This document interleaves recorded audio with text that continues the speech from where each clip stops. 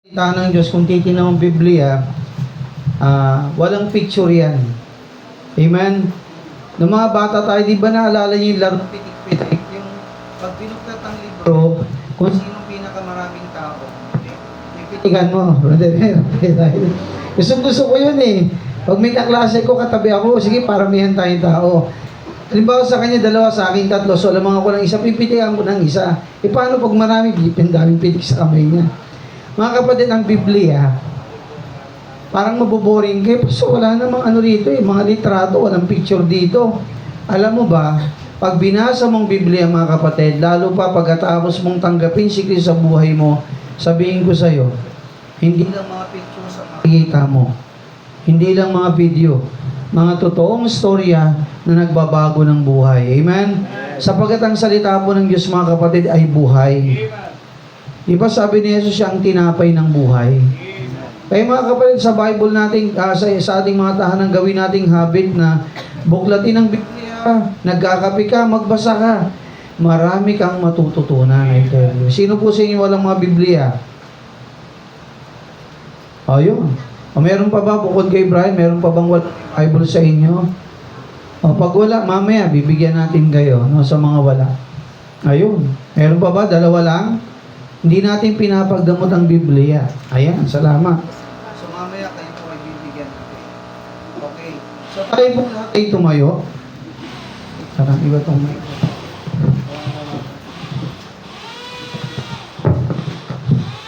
Tayo po ay magbabasa. Basahin natin yung John chapter 15. Basahin po natin ito ng salit-salitan. Okay? So, John 15, verses 1 to 12. Basahin natin English at Tagalog. Okay, verse 1. Ako po muna. Okay. Okay, nakita na po? Sige, kuha mo ako ng papel.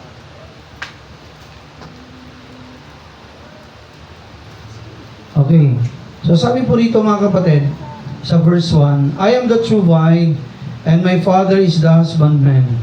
Sa Tagalog, ako ang tunay na puno ng ubas at ang aking ama ang magsasaka. Ang nagsasalita dyan walang iba kundi si Kristo. Okay, sumunod po mga kapatid. Verse 2, kayo po. Ready, go?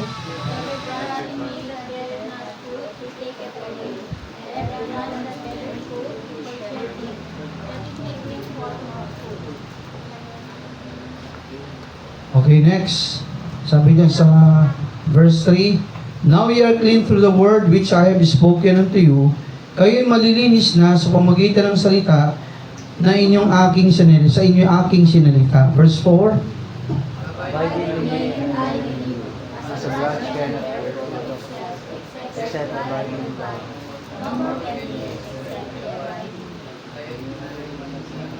Tuloy niyo po yung Tagalog. Kayo'y manatili sa akin at ako'y sa inyo. Dahil ang sanga na di makapagbunga sa kanyang sarili, maliban na makakabit sa puno. Dahil din naman kayo maliban na kayo'y manatili sa akin. Okay, verse 5. I am the vine, ye are the branches. He that abideth in me, and I in him, the same bringeth forth much fruit. For without me, ye can do nothing. Ako ang puno ng ubas, sabi ni Jesus, kayo ang mga sanga. Ang nananatili sa akin at ako'y sa kanya, ay siyang nagbubunga ng marami. Sapagkat kung kayo hiwalay sa akin, ay wala kayong magagawa. Verse 6. Kung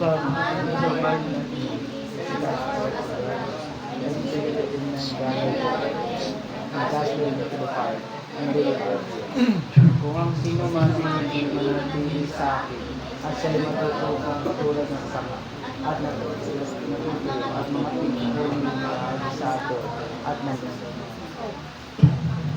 Verse 7, If ye abide in me, and my words abide in you, ye shall ask what ye will, and it shall be done unto you. Kung kayo magsipanatili sa akin, at ang mga salita ko'y magsipanatili sa inyo, ay hingin ninyo ang anumang inyong ibigin, at gagawin sa inyo. Verse 8, Herein is my Father glorified, and ye bear much fruit, so shall ye be good disciples.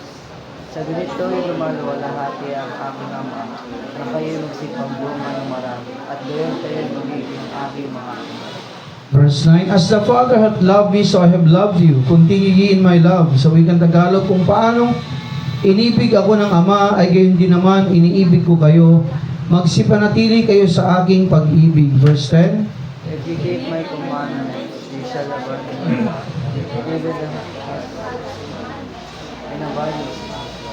Kung tinutupad ninyo ang aking mga utos, ay magsisipan ako kayo sa aking pag-ibig. Dahil ang aking pagtupad sa mga utos ng aking Ama, at ako'y nanatili sa kanyang pag-ibig. Verse 11, These things I have spoken unto you, that my joy might remain in you, and that your joy might be full. Ang mga bagay nito ay sinalita ko sa inyo upang ang aking kagalakan ay mapa sa inyo at upang ang inyong kagalakan ay malubos. Verse 12, sabay-sabay po tayo. This is my commandment, that ye love one another as I have loved you. Ito ang aking utos na kayo'y mag-ibigan sa isa't isa na gaya ng pag-ibig ko sa inyo. So tayo po'y manalangin. Aming Ama, pagpalaan niyo po Diyos ang iyong mga salita. Dalangin ko, Panginoon, kami po'y hugasan at patawarin sa aming mga sala. Ihandaan niyo po Diyos ang aming mga puso, ang aming mga isipan, tumanggap ng pagtuturo at pagtutuwid sa iyo, Panginoon. Dalangin po namin, Panginoon, ipakita mo sa amin, O Diyos, ang aming mga pagkukulang, mga pagkakamali sa iyo, at sa inyong harapan, Panginoon, ito'y aming isuko, ihingi ng tawad, at tulungan mo kami, Panginoon, may pagpapakumbaba at pagpapasakop, sumunod po't lakaran ang iyong mga salita sa aming buhay araw-araw. At piliin po namin, Panginoon, na kami po'y manatili at manahan sa iyo. Purihin kang muli, sa ngalan ni Jesus. Amen. Okay, be seated. Yan. So, ang title po ng ating mensahe sa umagang ito, Pananatili kay Kristo. Bakit ba napakahalaga na tayo po ay manatili o dapat manatili sa ating Panginoon? Halimbawa, sa mag-asawa. Sa mag-asawa muna tayo. Bakit mahalaga na sa mag-asawa manatili sa isa't isa? O bakit sa palagay niyo mahalaga? Una, nagsumpahan kayo sa harapan ng Diyos. Amen? Nagsumpahan kayo mga mag-asawa, nagsumpahan kayo. Okay, pangalawa, pagka kayo ay nanatili sa isa't isa, maraming pagsubok, tama? Ama po ba, walang mag-asawang hindi nag-aaway. Pambira, iba ang sistema ng katawan ng babae at iba rin ang sistema ng katawan ng lalaki. Ngayon, pag-iisahin kayo. Sa palagay nyo, ganun kadali? Hindi po ganun kadali yun. Kaya mga kapatid, ang pag-aasawa, hindi po ito ganun kadali. No? Subalit, kailangan kayong manatili sa isa't isa. Amen?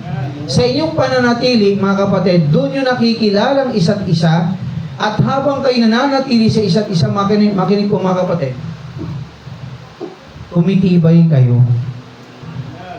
Nakuha niyo po mga kapatid, pinagtitibay kayo ng Panginoon sa ating mga Kristiyanong tahanan o mga mag-asawa. Sa mga anak, bakit kinakailangan sumunod at manatili sa magulang? Manatili sa pagkapasakop nila. Ay, yung mga tahanan, yung mga kabataan kasamang magulang ngayon, bakit? Abay, pag hindi ka nanatili sa magulang mo, at hindi ka marunong rumispeto sa kanila, anong pwede mangyari sa'yo? Pwede kang mapahamak. Totoo yun mga kapatid. Sa mga estudyante naman, bakit napakahalaga na kayo mag-aaral ng mabuti? Manatili sa pag-aaral. Manatili nagsisikap bilang mga estudyante. Bakit? Babagsak eh. Nakuha niyo mga kapatid. Maraming benepisyo ang pananatili. Isipin mo kung hindi ka nag-antay, di ba hindi mo sana siya naabutan o hindi kayo nagkita. Pero dahil nag-antay ka, mga kapatid, nakuha mo yung kailangan mo makita, di ba? Nanatili ka, pinagpala ka.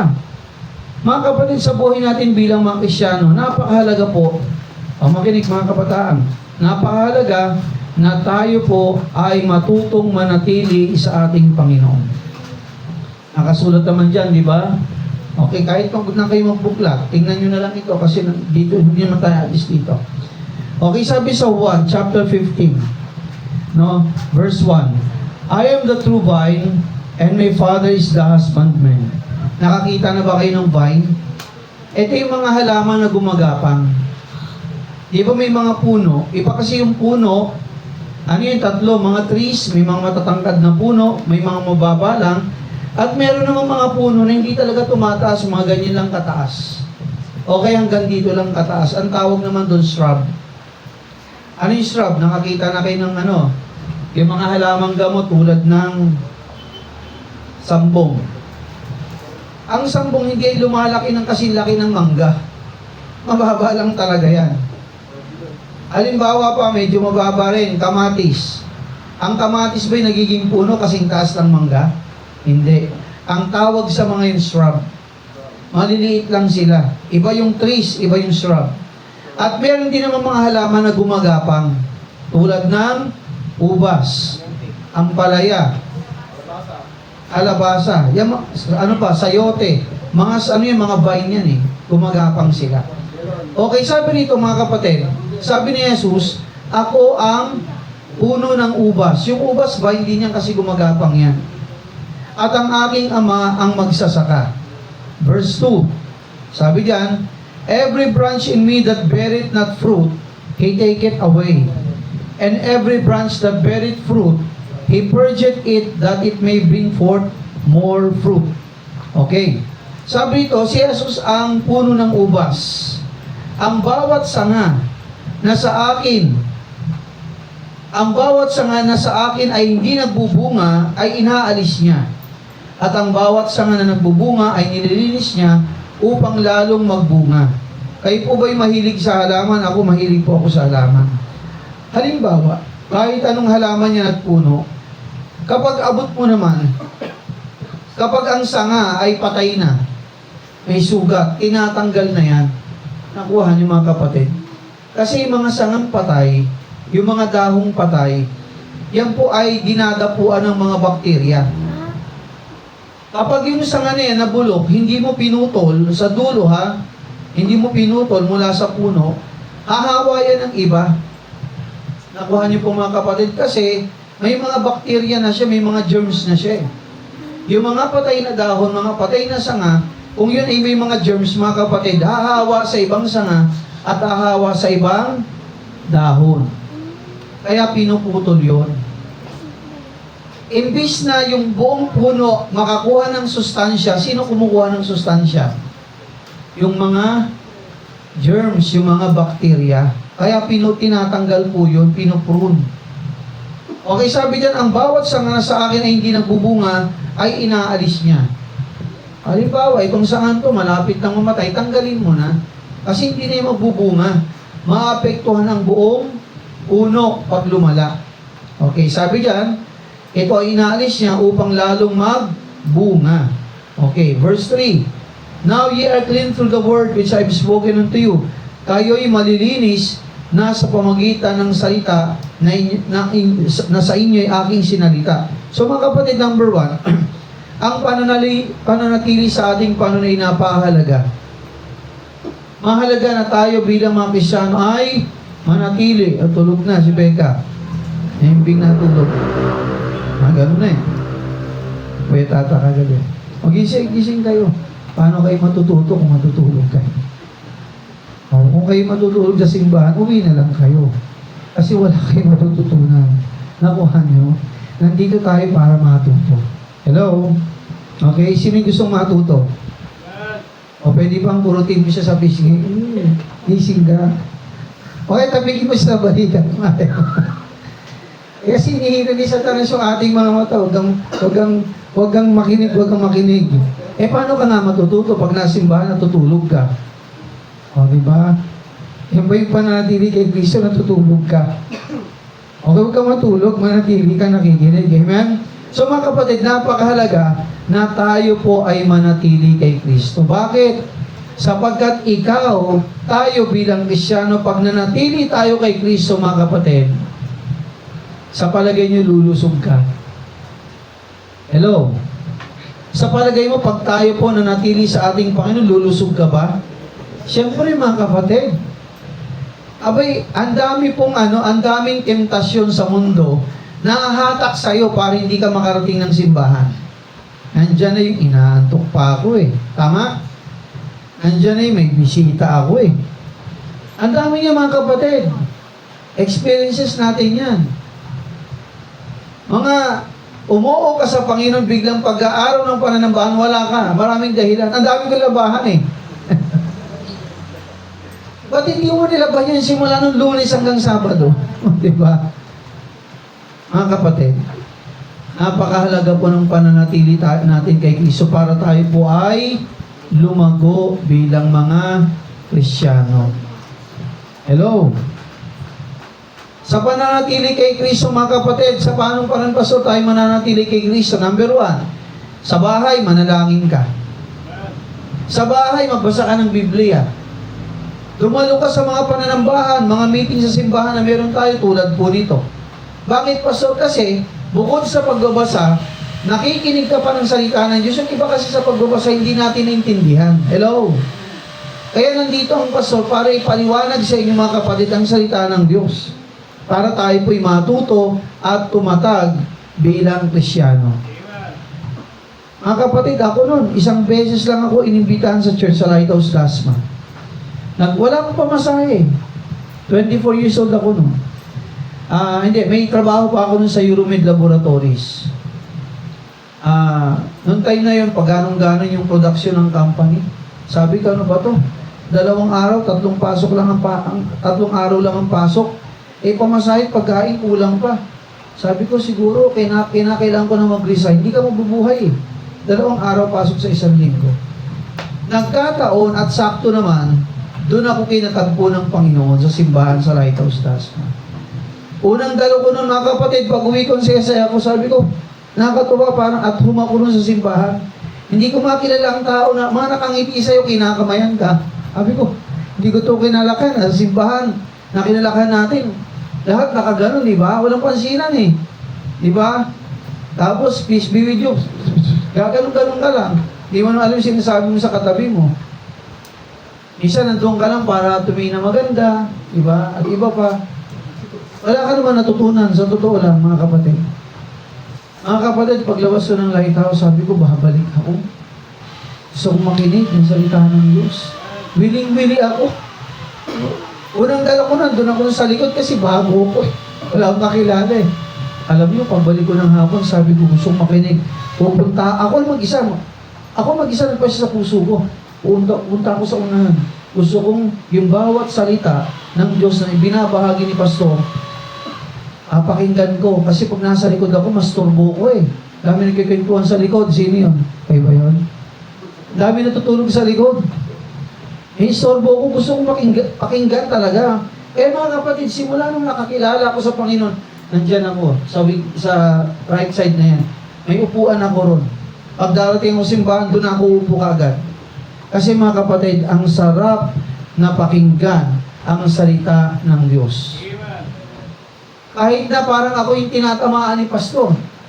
Para bang si Pastor sa akin nakatingin Si Pastor parang alam niya yung kwento ng buhay ko Pero mga kapatid, salamat. Kasi mamaya malalaman natin bakit. Okay, number 1, napakahalaga na tayo po ay manatili kay Kristo upang tayo po ay maging matatag at lumusog. Mga kapatid, ang Kristiyanong malayo sa ating Panginoon, mga kapatid, malnourished yan.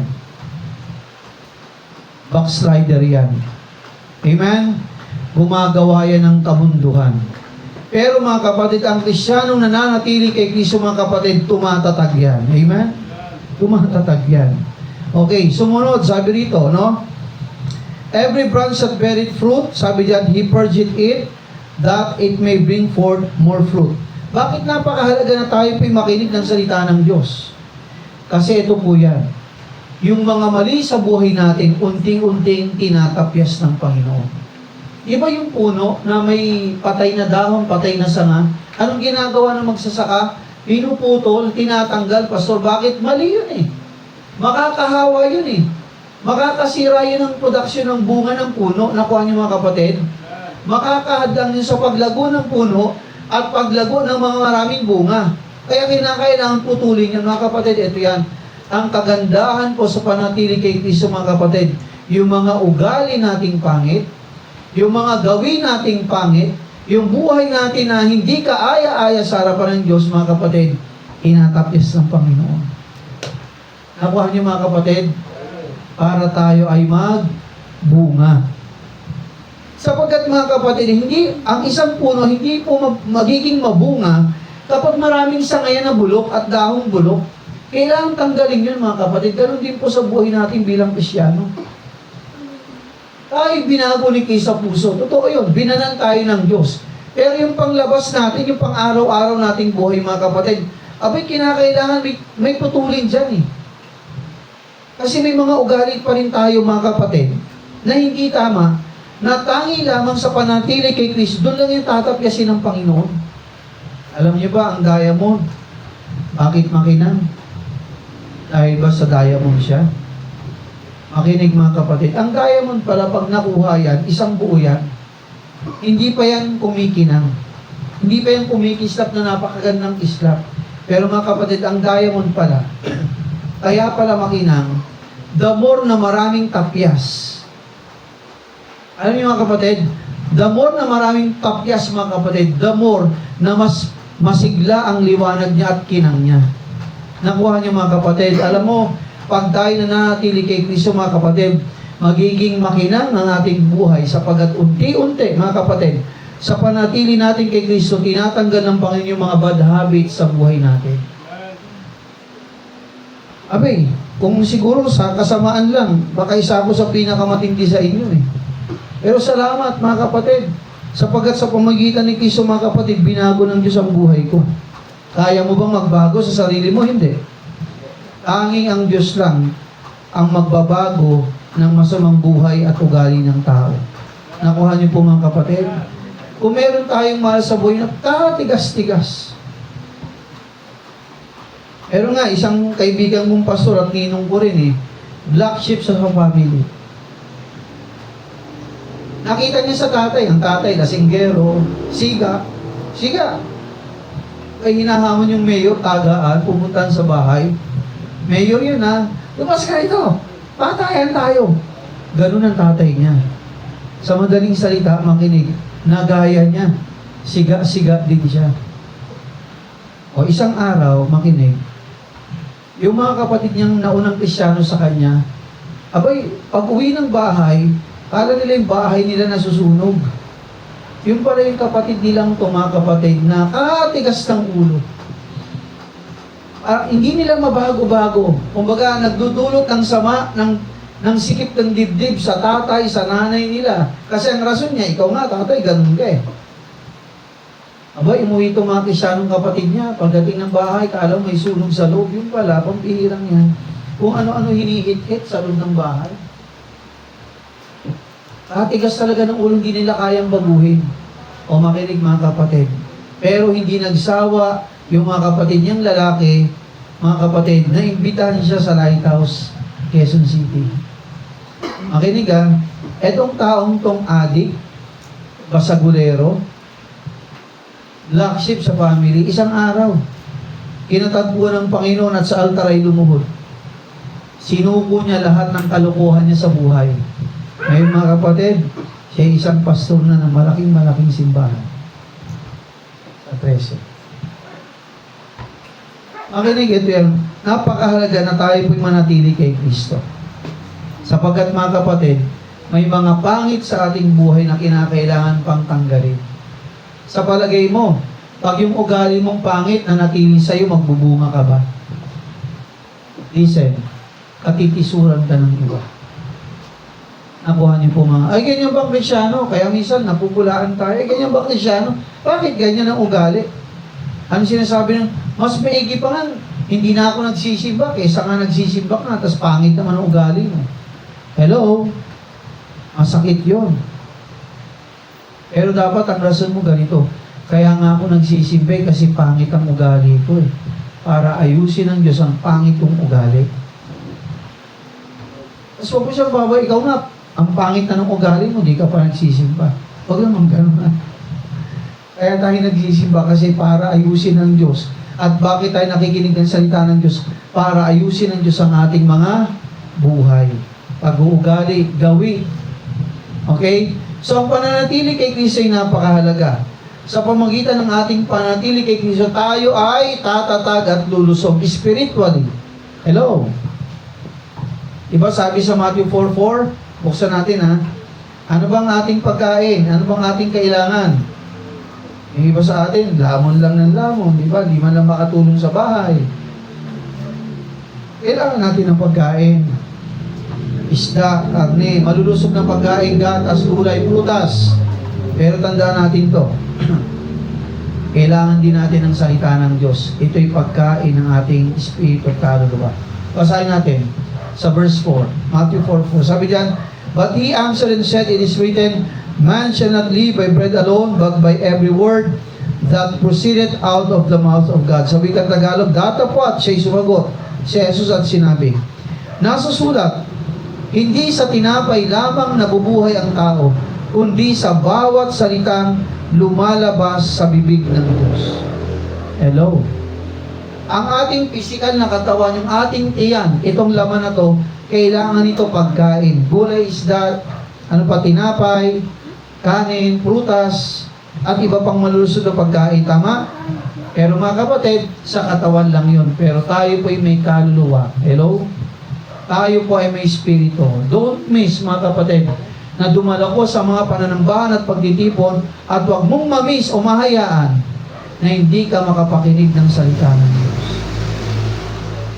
Mga kapatid, yun ang sabi ng Biblia. Tayo po ay may mga kaluluwa. Hindi lamang kailangan natin pagkain literal. Kailangan po natin, mga kapatid, ang salita ng Diyos. Kaya sabi ng Biblia, ang tao hindi lamang ubuhay sa tinapay. Yung tinapay, doon pagkain literal.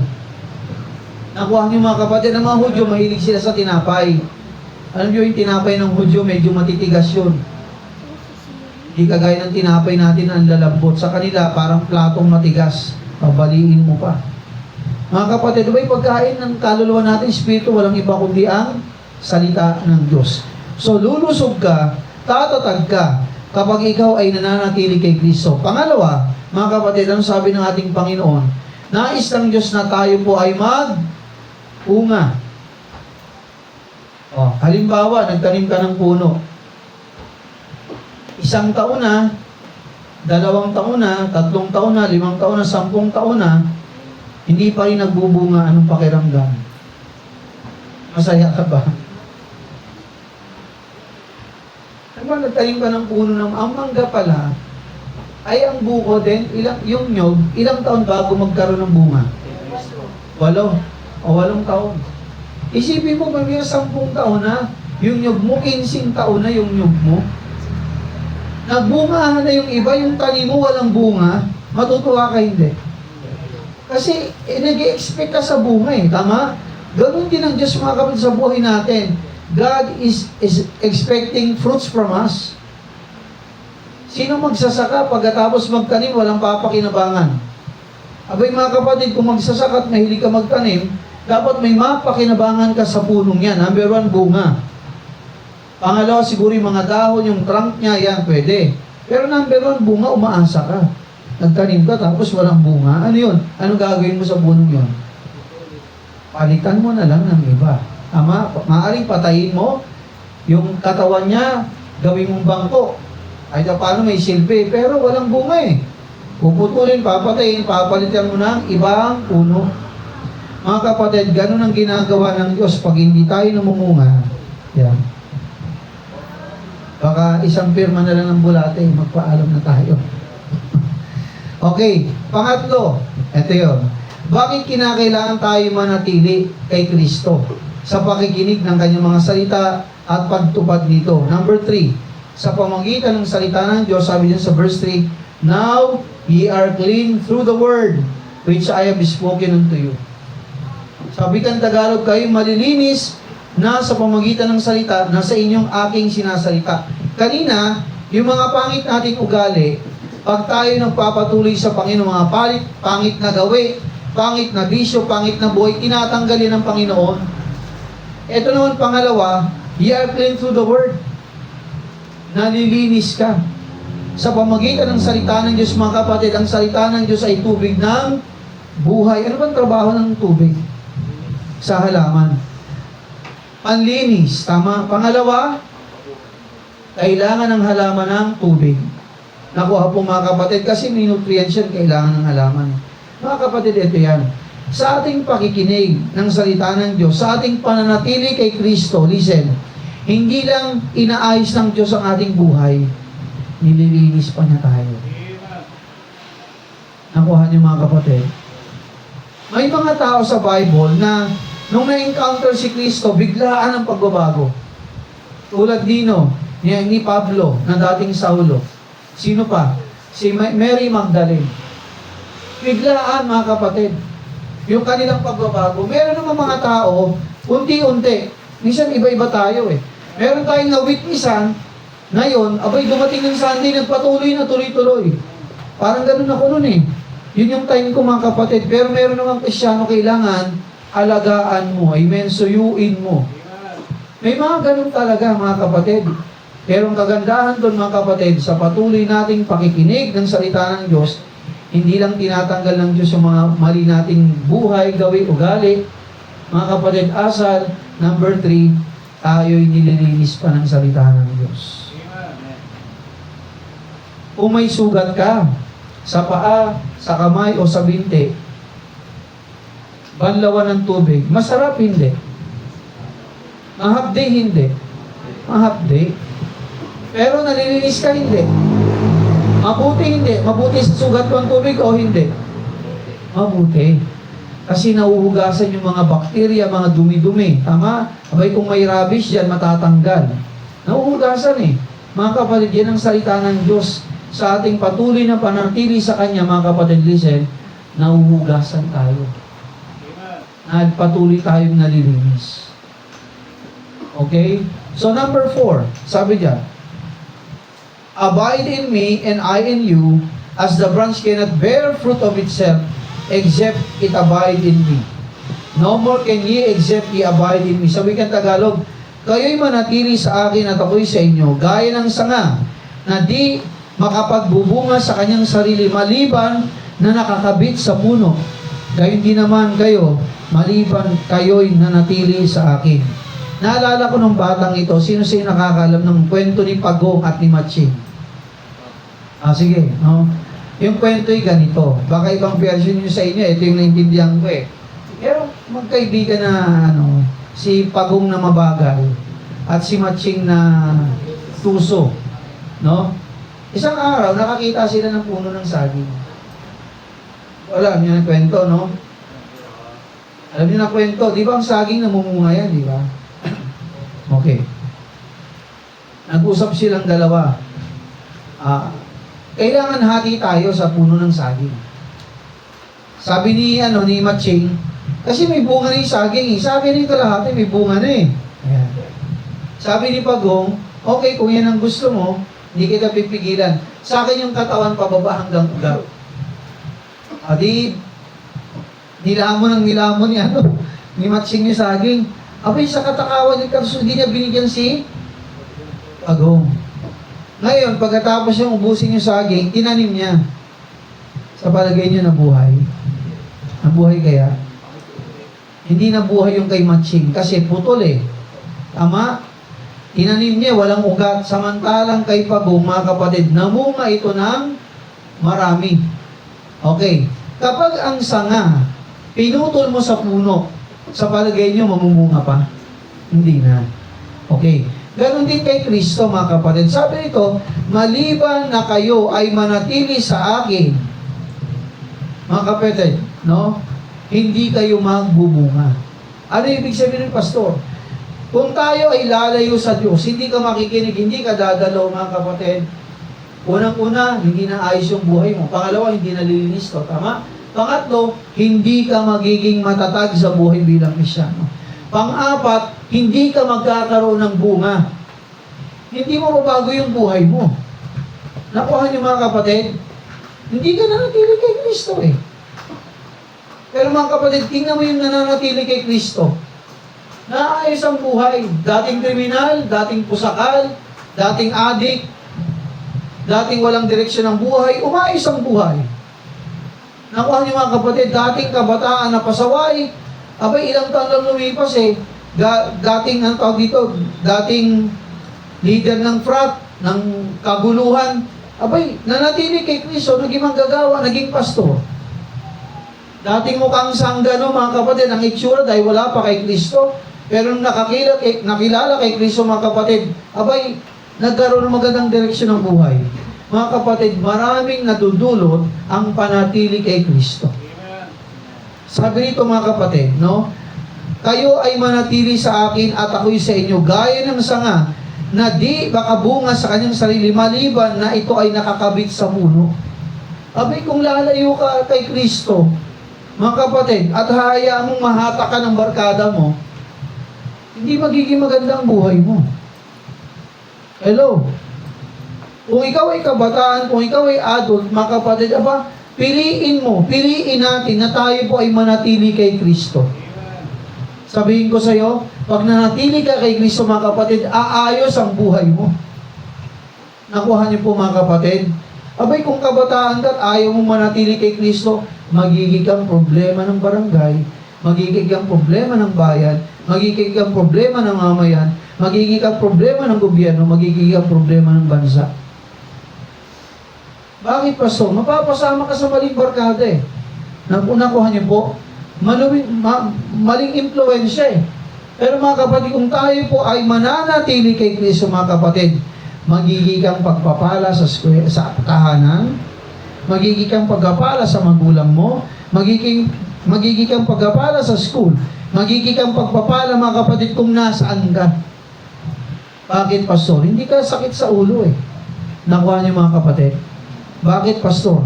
Nananatili ka sa salita ng Diyos. Amen? So sabi nito, mga kapatid, pag tayo po ay nananatili kay Kristo, tayo po ay magbubunga. Okay, verse 5. I am the vine, ye are the branches. He that abideth in me, and I in him, the same bringeth forth much fruit. Wow. Sa wikang Tagalog, ako ang puno ng buubas, kayo ang mga sanga, ang nananatili sa akin at ako'y sa kanya, ay siyang nagbubunga ng marami. Sapagkat kung kayo'y hiwalay sa akin, ay wala kayong magiging bunga, wala kayong magagawa. Mga kapatid, listen, ang pananatili kay Kristo, magdudulot ng bunga sa buhay mo. Ang patuloy na pananatili kay Kristo, sasagana ang bunga mo. Hello? Abay, sinong Kristiyano ang hindi masaya nung nakakilala ka kay Kristo, mga kapatid, sa iyong pananatili? Unti-unti, kapatid mo, ate mo, pinsan mo, nakakakilala sa Panginoon, hindi ka ba masaya? Mga kapatid, hindi kayang bayaran yung kasiyahang yun. Pero subukan mong lumayo sa Panginoon. Makakakilala kaya yung mga mahal mo sa buhay? Abay, sabi ng Bible, di ba? Believe in the Lord Jesus Christ, and thou shalt be saved in thy house. Sa wikang Tagalog, sumampalataya ka kay Kristo, mga kapatid. Anong sabi ron? At maliligtas pati mga mahal mo sa buhay. Yung pagsampalataya doon, mga kapatid, hindi lamang natatapos sa bibig. Ako'y naniniwala, yung pagsampalataya doon, pagkatapos mong gawing sampalatayanan at tanggapin si Kristo sa iyong puso, nanatili ka sa Panginoon. Tama? Nanatili ka, naging kang matapat. Nakita ito ng mga mahal mo sa buhay. At dahil sa iyong magandang patotoo, ang Ama sa Langit, dinala rin sila sa paanan ng ating Panginoong Yesus.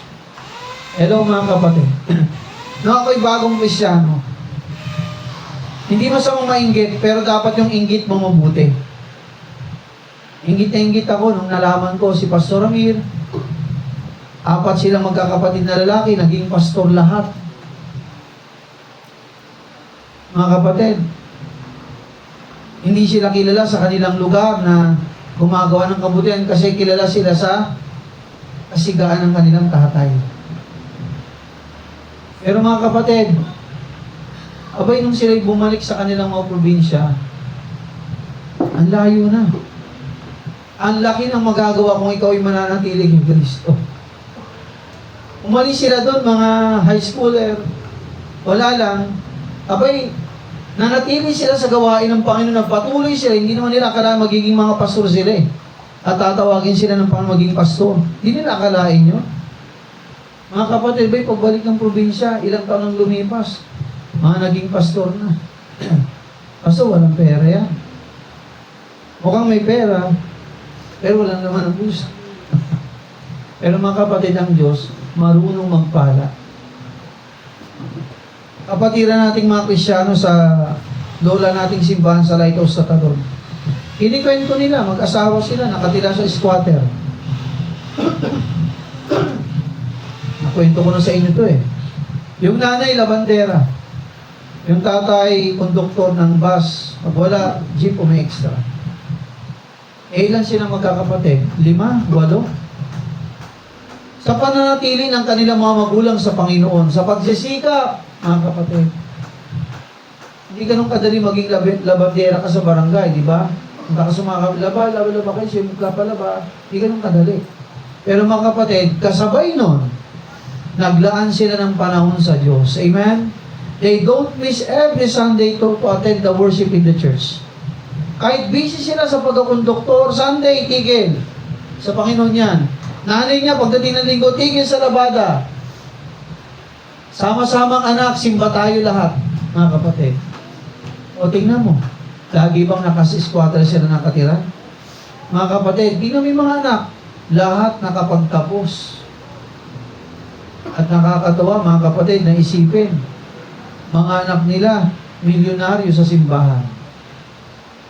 Mga kapatid, ang pananatili kay Kristo, magdudulot to ng maraming bunga sa buhay niyo. Sa buhay natin. Kaya napakahalaga na tayo po ay manatili kay Kristo. Verse 6, ano mangyayari kapag tayo naman ay lumayo sa Diyos? If a man abide not in me, is cast forth as a branch, and is withered, and men gather them and cast them into the fire. So we can Tagalog, kung ang sino man ay hindi manatili sa akin, sabi ni Kristo, ay siya'y matatapong katulad ng sanga, at matutuyo, at mga titipunin at mga ihagi sa apoy, at mga susunog. Anong gagawin mo sa sanga? At pagkatapos mong tanggalin sa puno, di ba tuyot na? Hindi mo bunga, patayin na. Anong gagawin mo? Para may silbi pa. Gagawin mo pang gatong. Hanggang doon na lang siya. Mga kapatid, listen. Ang Diyos ay umaasa sa atin na tayo po ay magkaroon ng bunga. Nakuha niyo po mga kapatid, na umayos ang paglakad mo sa Diyos, lumago ka sa pagsunod kay Kristo. Ano pa? Magbunga ka ng mga kaluluwa, magbunga ka mga kapatid ng gawaing mabuti para sa gawain ng Panginoon. Kapag ka tumigil ka nun mga kapatid, putol na, wala ka nun lahat. Hindi ka na dumadalo, hindi ka na nakikinig, hindi ka na sumasamba sa Panginoon, hindi ka nakikis sa pagtulong, wala na. Gaya ng puno, gaya ng sanga, natuyot na, wala nang silbi, tatong ka na lang. Ano ibig sabihin, Pastor? Mapapaaga. Kung wala naman akong silbi na, kunin na lang ako ng Panginoon. Hello? Ligtas naman tayo Kung tunay kang sumampalataya kay Kristo kung ayaw mong ipagamit ang buhay mo sa Panginoon, better, uwi ka na sa langit. Kunin ka na ng Panginoon. Ayaw mong ipagamit ang buhay mo Pero di ba sino bang mas masaya at pinakamasaya? Di ba yung nagpapagamit sa Panginoon? Okay? Verse 7. If ye abide in me and my words abide in you, eto pa maganda. Ye shall ask what you will, and it shall be done unto you. Tagalogin natin. Pwede bang basahin natin, mga anak, mga tatay, nanay, basahin natin Tagalog 7. Ready? Read. Kung kayo'y magsipanatili sa akin, at ang mga salita ko'y magsipanatili sa inyo, ay hingin ninyo ang anumang inyong ibigin, at gagawin sa inyo. Wow! O, listen makinig, mga anak, Kuya Clifford. Pag tayo daw ay nanatili kay Kristo, humingi ka sa Panginoon, ibibigay niya. Listen, ang anak na masunurin, pag humingi yan sa magulang, ihindian ng magulang. Hello? Ang anak na masunurin, may paggalang, may mataas na respeto sa magulang, nag-aaral ng mabuti, tumutulong sa gawain ng bahay kay Norman, Early Board, makinig. Pag humingi ka kayo sa nanay at tatay mo, pagkakaitan ka o bibigyan ka? Bibigyan ka. Bakit? Nananatili ka Masunurin ka amen? Mabuti kang anak Pero pag pasaway ka, hindi ka nag-aaral ng mabuti, tamad ka sa bahay. Ipapatawag ang nanay mo sa guidance. Sabi mo, anak mo, problema na naman ito. Anong gagawin sa'yo ng tatay at nanay mo? Tanggal ha. Tanggal ang cellphone. Diba? Tanggal ang ganito. At ang malungkot nito, baka magulpi ka pa. Ay, pinipigyan mo na sakit sa ulo yung magulang mo, di ba? Pero mga kapatid, kapag ikaw ay masunurin, ang sabi dito, masunurin ka sa Diyos. Ano man ang hilingin mo, ibibigay sa iyo ng Diyos, hindi niya pagkakain. Tayo po bilang simbahan, bilang mga Kristyano, abay kung tayo lang po magiging masunurin sa Diyos, anong kailangan natin? Sa lupa. Ano bang kailangan natin? Marami po tayong kailangan eh. Pag tayo lang sumusunod mga kapatid, hindi kataka-taka na ibigay sa atin yun ng Diyos sa inyong pong buhay. Sa ating mga buhay, kayo estudyante, tayo pong mga tatay, nanay, ikaw man ay nag-aaral, ikaw man ay nagdinegosyo, mga kapatid, magilang tayo masunurin sa Diyos. Bakit, Pastor? Anong pangako niya? Sabi sa verse 7, if ye abide in me, and my words abide in you, ye shall ask what you will, and it shall be done unto you. Pakita mo muna na ikaw ay nagpapatuloy kay Kristo. Ako, sabi ko kay Sister Tess kagabi, ng kanilang negosyo. Nakikinikinita ako na yung sasakyan, 4 ang gulong eh. Sabi ko, maging lakihan lang natin yung ating pananampalataya. Amen, yung pananampalataya. Magpatuloy lang kayo sa Panginoon. Huwag kayong matakot, huwag kayong magduda. Huwag doon natin pagdudahan ng Panginoon. Amen? Mga kapatid, ang ating kaisipan, ito lang. Pero ang kaisipan ng Diyos, mas malawak pa sa nakikita mo. Mga kapatid, iba ang kaisipan ng Diyos, manatili lang tayo at magilang tayo matapat sa Kanya. Sapagat, sino bang ama na nagmamahal sa kanyang anak na ipagkait ang kailangan nila? Mga kapatid, ang nais ng Diyos, pagyamanin talaga tayo eh. Ikaw pahayaan mong anak mo magdusa, ang bait-bait sa'yo ng anak mo, matulungin, masipag, may paggalang, ahayaan bang gumagapang siya sa hirap? Hindi ganun ang Diyos, mga kapatid. Ang Diyos kapag masunurin ka, nanatili ka sa Kanya, pagpapalain ka.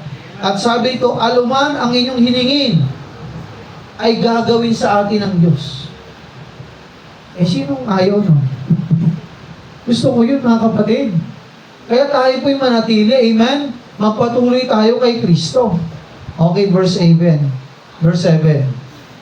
Sabi din sa verse 7, herein is my Father glorified, that ye bear much fruit, so shall ye be my disciples. Sabi in Tagalog, sa ganito'y naluluwalhati ang aking Ama, na kayo'y magsipagbunga ng marami, at gayon kayo'y magiging aking mga alagad. Pag sinabi nating luwalhati, abay, nasasaya. Nabibigyan ng glory ang Diyos. Mga kapatid, ang Ama, tayo pong tipikal ng mga magulang, pag nakita mong anak mo umaasenso, masaya ka, hindi? Sinong naluwalhati? Aba, yung anak mo, aakyat sa stage. Hindi itlog ang sabit, hindi rin talong, hindi rin kawaling, maitim ang puwet. Aba, ang sabit with honors, with high honors. Sinong proud? Sinong masaya? Ang bira, anak ko yan. Sabihin sa inyo buong magulang, Brad, tay, ang galing naman ang anak mo. Nagmana sa iyan, no? Sinong masaya? Ang tatay, ang magulang. Mga kapatid, kapag tayo po ay sumusunod na nanatili kay Kristo, nagbubunga ng marami, mga kapatid, naluluwalhati at nagsasayang ating Ama sa langit. Amen? Actually, hindi naman tayo naluluwalhati. Ang Diyos ang naitataas sa ating mga pagbunga at pananatili sa Kanya. Okay, verse 9. Gusto mong lalo kang mahalin ng tatay mo, ng magulang mo? Ano sabi dito?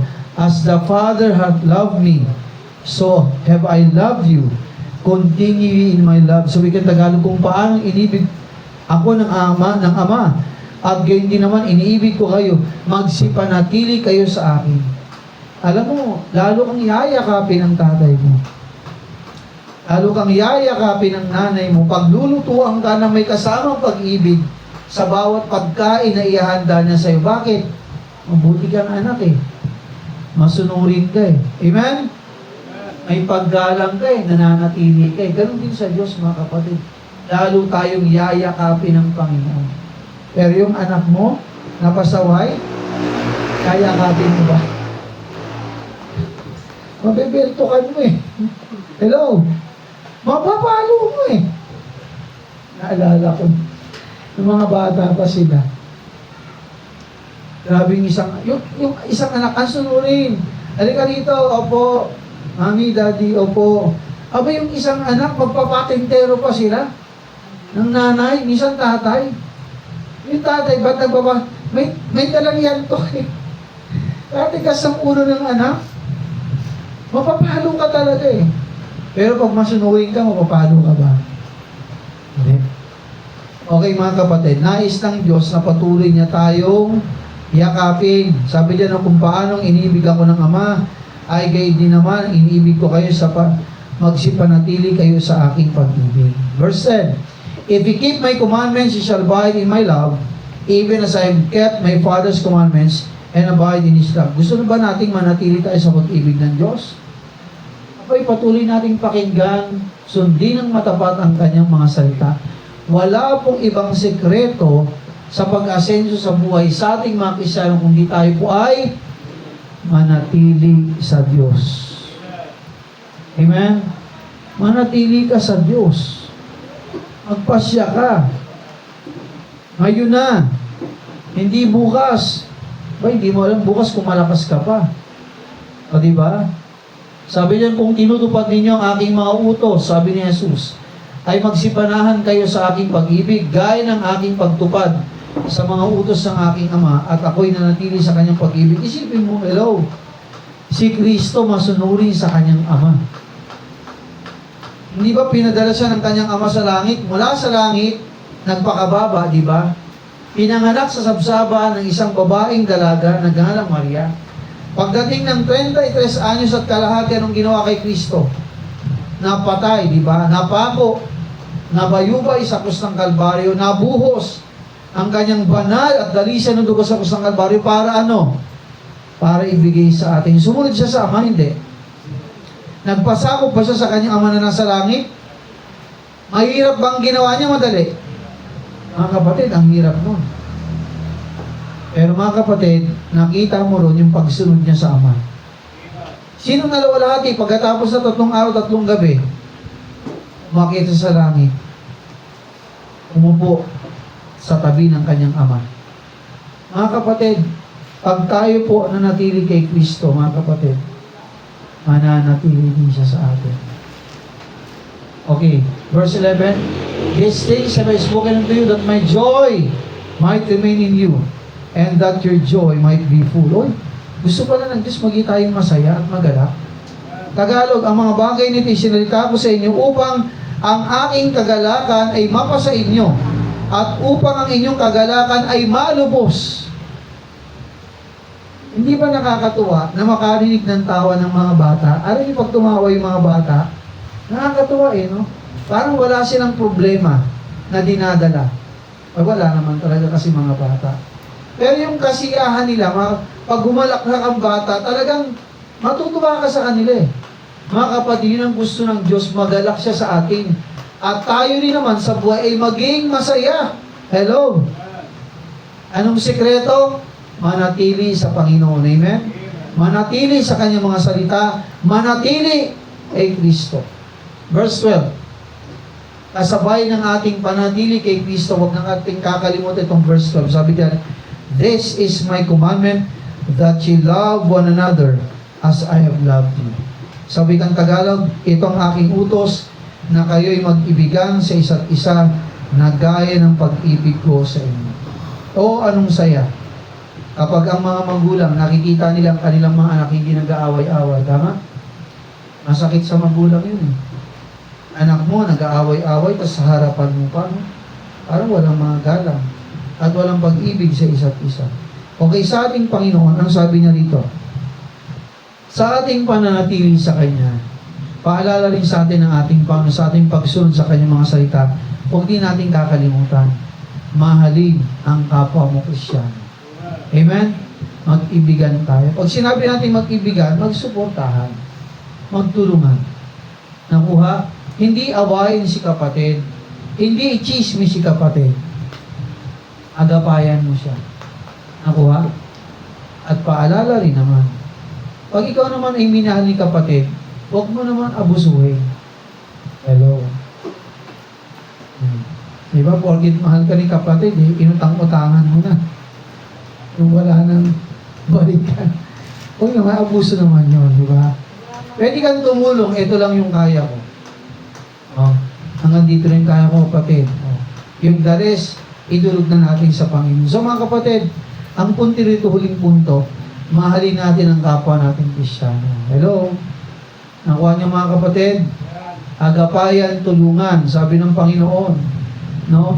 Ito ang aking utos sa inyo na kayo ay mga kaibigan sa isa't isa na gaya ng pag-ibig ko sa inyo.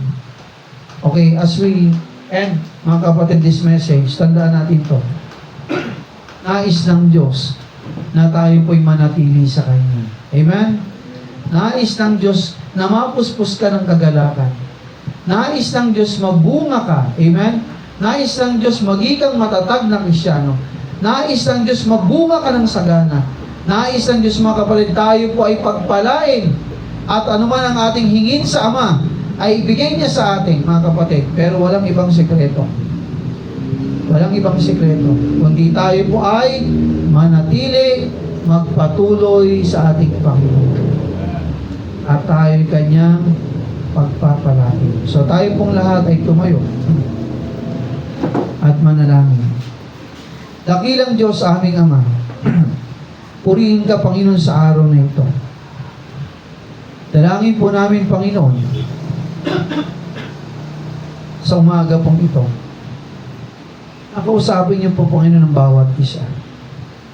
Dalangin ko, Panginoon, sa aming mga puso, ilagay po sa aming mga puso, Panginoon, ang pagnanais na kami po ay manatili sa iyo, Panginoon. Sapagkat, Panginoon, kakaiba ang saya. Kakaiba, Panginoon, ang kasaganahan kapag kami po ay nanatili sa iyo. Wala pong ibang sekreto upang maging masagana rin ang aming buhay, kami po ay maging magala, hindi kami po ay manatili sa iyo, Panginoon. Lord, dalangin ko sa umagang ito. Kausapin niyo, Panginoon, ang puso ng bawat isa. At ang bawat isang Kristiyano sa umagang ito, Panginoon, ay magpasya sa kanilang puso na manatili sa iyo. Okay, habang nakayukot, nakipikit ang bawat isa. Habang nakayukot, nakipikit ang bawat isa. Nais ang Panginoon, mga kapatid, na tayo po ay manatili kay Kristo.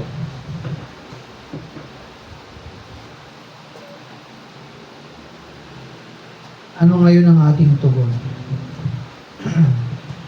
Ano ngayon ang ating tugon? Gusto mo bang maging mabunga ang buhay mo? Gusto mo bang maging matatag ka kay Kristo? Gusto mo bang ang buhay mo ay sumagana? Magkaroon ka ng maraming bunga? At gusto mo rin bang pagpalain ka ng Diyos? Ano man yung hiling mo sa Kanya, ibigay niya? Gusto mo bang mapuspos ka ng kagalakan ng Diyos? Walang ibang sikreto, mga kapatid, sa umagang ito. Kundi tayo po ay manatili kay Kristo. Pigit kang po ang lahat at yumuko. Kung nais mo, mga kapatid, na tayo po ay manatili kay Kristo, abay tayo po ay magpasya. Tayo po ay magpasya sa ating mga sarili. At sabihin mo sa Panginoon, Panginoon, ako po ay nais ko manatili sa iyo. Panginoon, nais ko po magpatuloy sa inyo. Tulungan mo ako, Panginoon. Sapagat walang ibang ligaya, kasing saya, ang pananatili kay Kristo.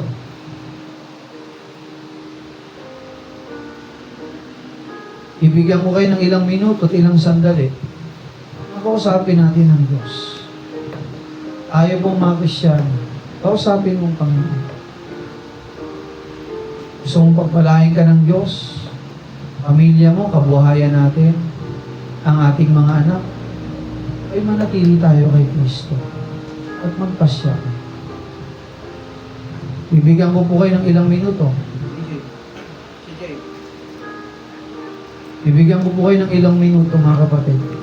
Kausapin natin ang Panginoon.